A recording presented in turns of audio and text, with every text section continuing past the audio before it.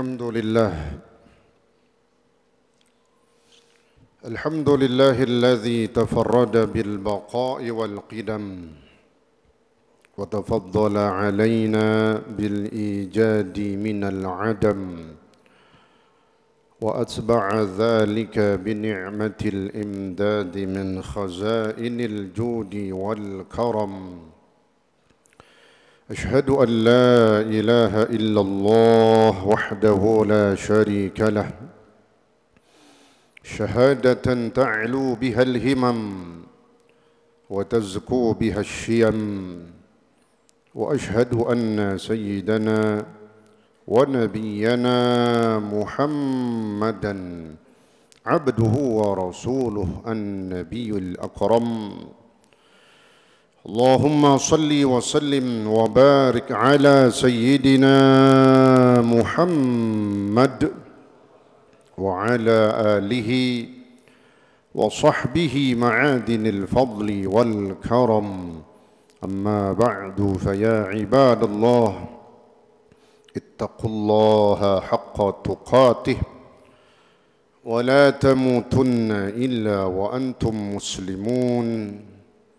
وقال الله تعالى في كتابه الكريم: يرفع الله الذين آمنوا منكم والذين أوتوا العلم درجات. الآية. صدق الله العلي العظيم. Hadirin ma'asyiral muslimin rahimakumullah. Alhamdulillah wa syukurillah.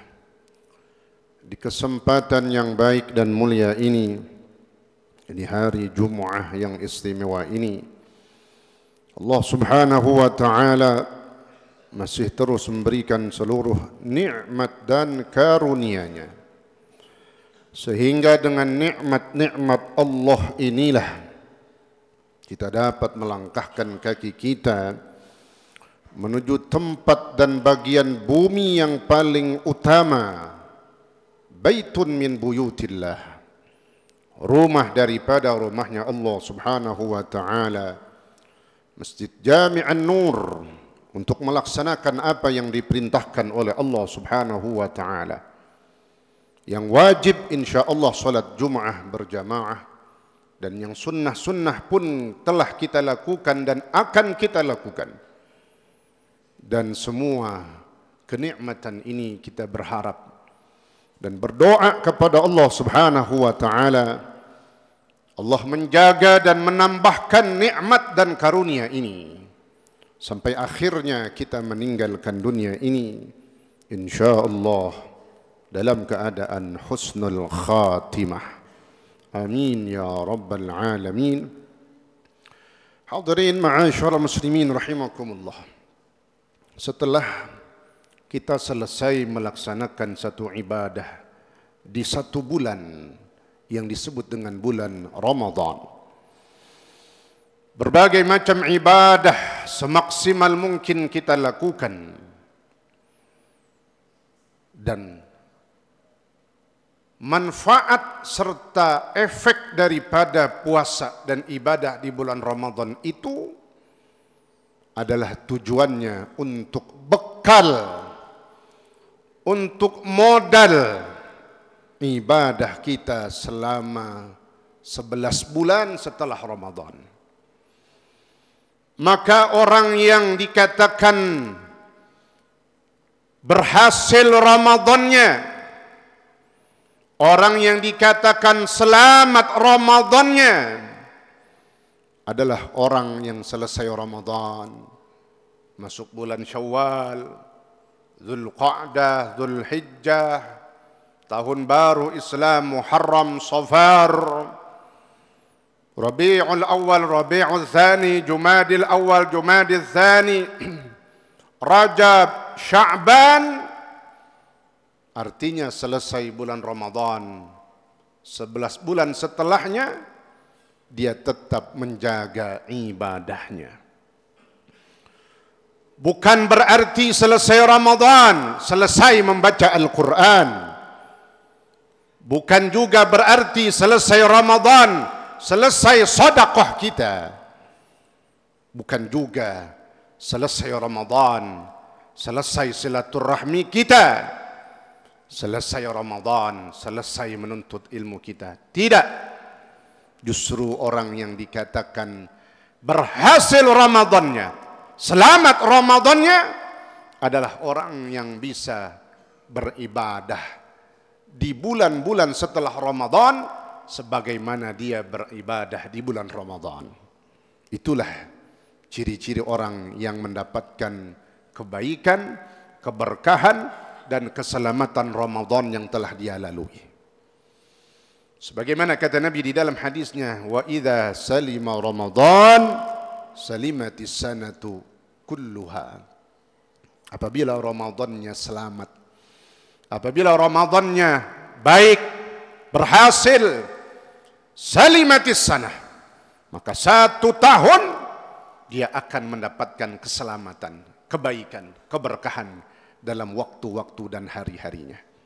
Maka insya Allah setelah Idul Fitri kembali ke fitrah yang Allah berikan kepada kita, bersih, kita bisa memulai banyaknya kebaikan-kebaikan dan amal soleh di hari-hari dalam kehidupan kita, insya Allah.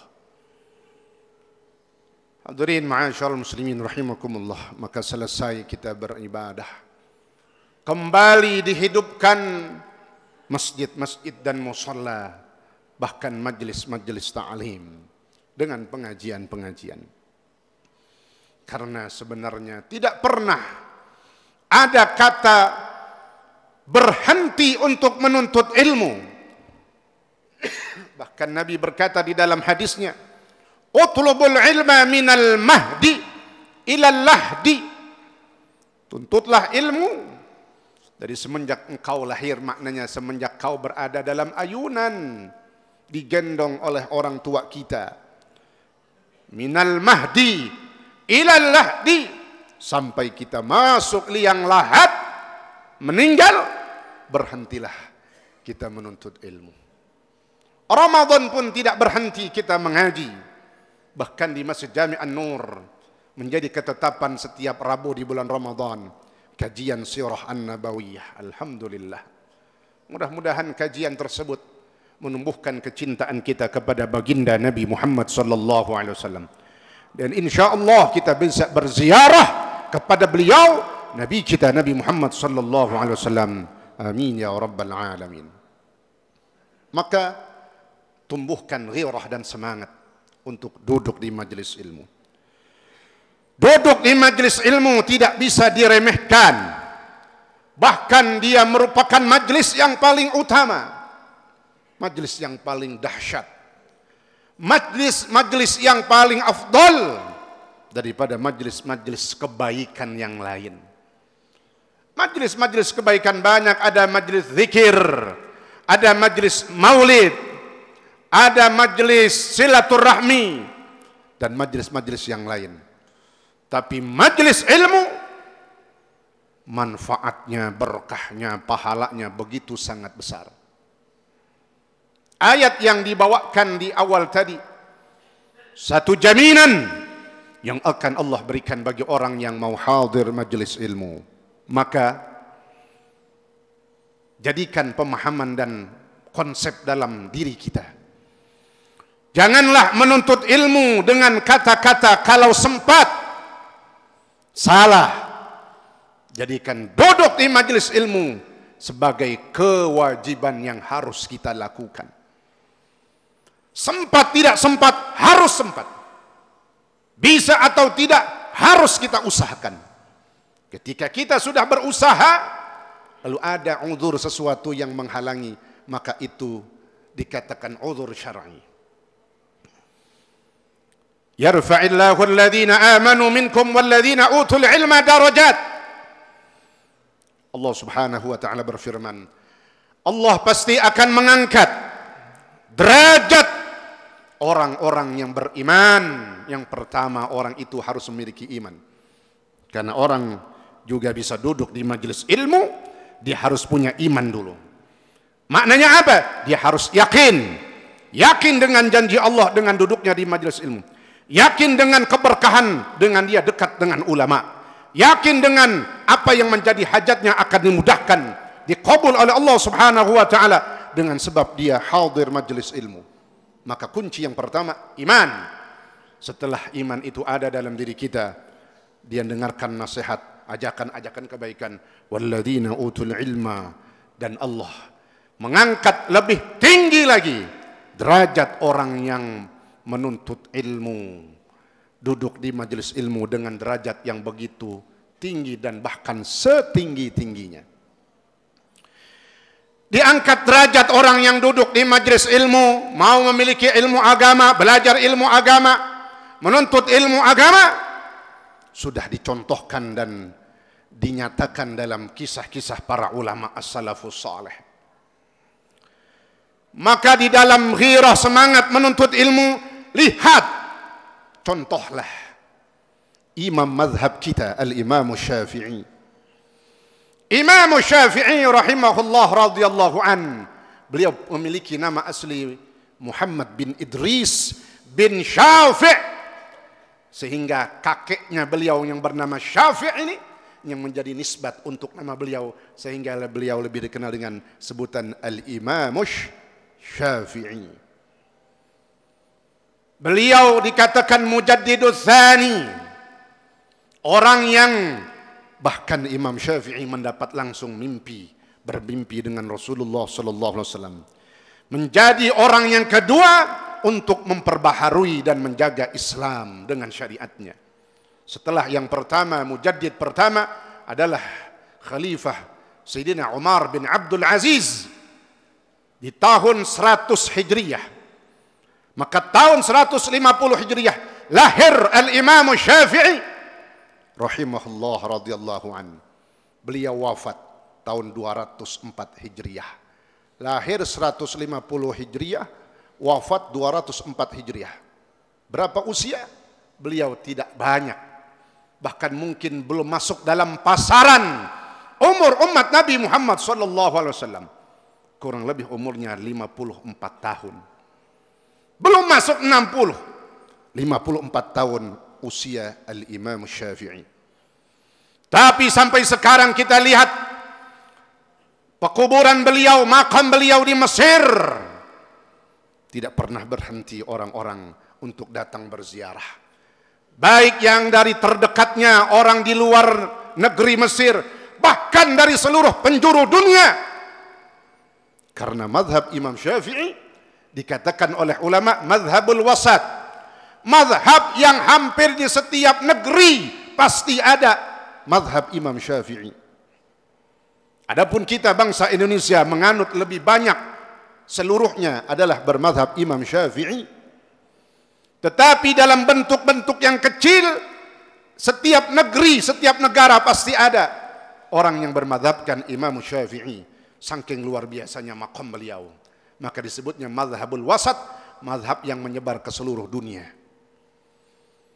Beliau diceritakan orang yang sangat fakir dan miskin, sehingga setelah wafat ayahnya di usia umur 2 tahun beliau lalu dibawa oleh ibunda beliau untuk belajar ke Masjidil Haram di kota Makkatul Mukarramah.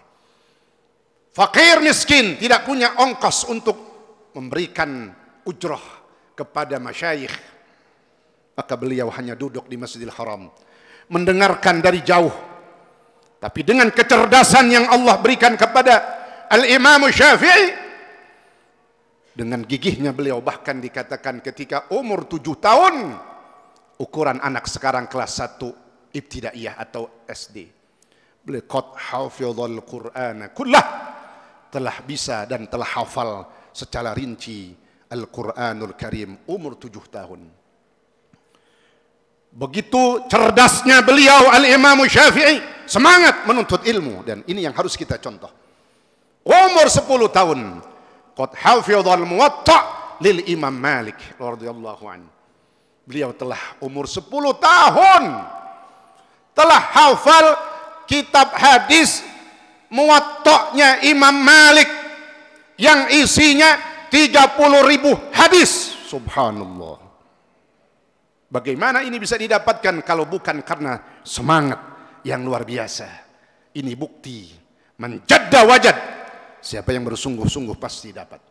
Ini yang harus kita tanamkan kepada diri kita, anak-anak kita, keturunan kita, untuk cinta dengan ilmu. Maka dalam waktu dan khutbah yang singkat ini, semua akan bisa kita dengar lanjutan daripada kisah Imam Syafi'i dalam kajian-kajian di Masjid Jami' An-Nur insyaallah. Hadirin ma'asyiral muslimin rahimakumullah, mudah-mudahan Allah Subhanahu wa taala memberikan ghirah, semangat kepada kita untuk bisa hadir dan berada di majlis ilmu, duduk di majlis ilmu sebagai rasa haus kita, sebagai rasa kebutuhan kita akan ilmu agama yang begitu sangat luas.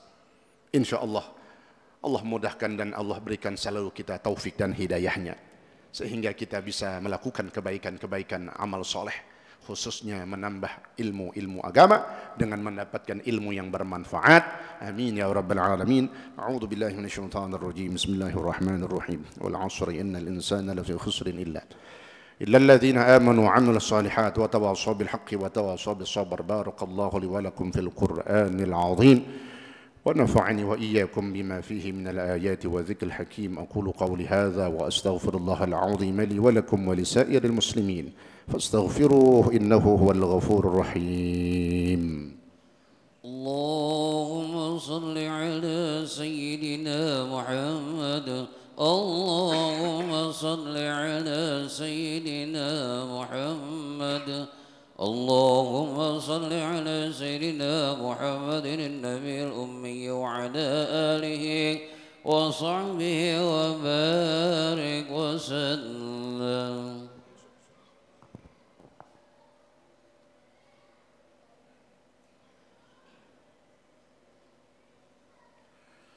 الحمد لله حمدا كثيرا كما أمر. أشهد أن لا إله إلا الله المتعالي عن المشاركة والمشاكلة لسائر البشر، وأشهد أن سيدنا ونبينا محمدا عبده ورسوله النبي المعتبر. اللهم صل وسلم وبارك على سيدنا محمد وعلى آله وأصحابه الأخيار. أما بعد، فيا عباد الله اتقوا الله حق تقاته ولا تموتن إلا وأنتم مسلمون. وقال الله تعالى في كتابه الكريم: إن الله وملائكته يصلون على النبي يا أيها الذين آمنوا صلوا عليه وسلموا تسليما. اللهم صل وسلم وبارك على سيدنا محمد وعلى آل سيدنا محمد كما صليت وسلمت وباركت على إبراهيم وعلى آل إبراهيم في العالمين إنك حميد مجيد. ورضى اللهم عن الخلفاء الراشدين سيدنا أبي بكر وعمر وعثمان وعلي، وعن الستة الباقين من العشرة الكرام البررة، وعن فاطمة الزهراء وخديجة الكبرى وعائشة الرضا، وعن بقية أزواج وأصحاب رسول الله صلى الله عليه وسلم أجمعين، والتابعين وتابع التابعين وتابعيهم بإحسان إلى يوم الدين. اللهم اغفر لنا وللمسلمين والمسلمات والمؤمنين والمؤمنات الأحياء منهم والأموات إنك سميع قريب مجيب الدعوات ويا قاضي الحاجات. اللهم انصر جيوش المسلمين واعلي كلمتك إلى يوم الدين، واهلك الكفرة والمشركين أعداءك أعداء الدين. ربنا آتنا في الدنيا حسنة وفي الآخرة حسنة وقنا عذاب النار. عباد الله، إن الله يأمر بالعدل والإحسان وإيتاء ذي القربى وينهى عن الفحشاء والمنكر والبغي يعظكم لعلكم تذكرون. فاذكروا الله العظيم يذكركم واشكروه على نعمه يزدكم ولذكر الله أكبر.